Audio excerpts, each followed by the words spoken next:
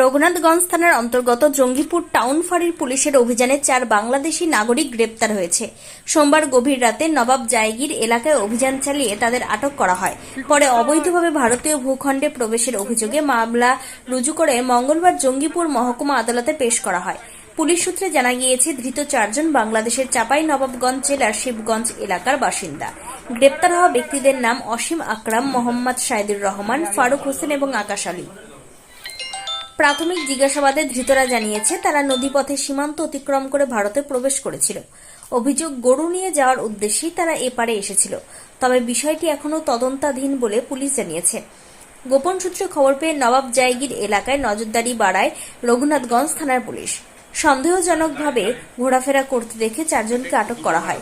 জিজ্ঞাসাবাদে তারা সন্তোষজনক উত্তর দিতে না পারায় পরিচয় যাচাই করা হয়।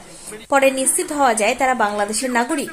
পুলিশ ধৃতদের কাছ থেকে গুরুত্বপূর্ণ তথ্য সংগ্রহ করেছে। কিভাবে তারা সীমান্ত পেরিয়ে ভারতে প্রবেশ করলো, এর পেছনে কোনো দালাল বা আন্তঃসীমান্ত গরু পাচার চক্র জড়িত রয়েছে কিনা তা খতিয়ে দেখা হচ্ছে। ঘটনার সমস্ত দিক খতিয়ে দেখে তদন্ত এগিয়ে নিয়ে যাচ্ছে পুলিশ। রঘুনাথগঞ্জ থানার পক্ষ থেকে জানানো হয়েছে, আইনি প্রক্রিয়া সম্পন্ন করে মঙ্গলবার ধৃত 4 বাংলাদেশি নাগরিককে জঙ্গিপুর মহকুমা আদালতে পেশ করা হয়েছে। তদন্তের স্বার্থে তাদের আরও জিজ্ঞাসাবাদ করা হতে পারে।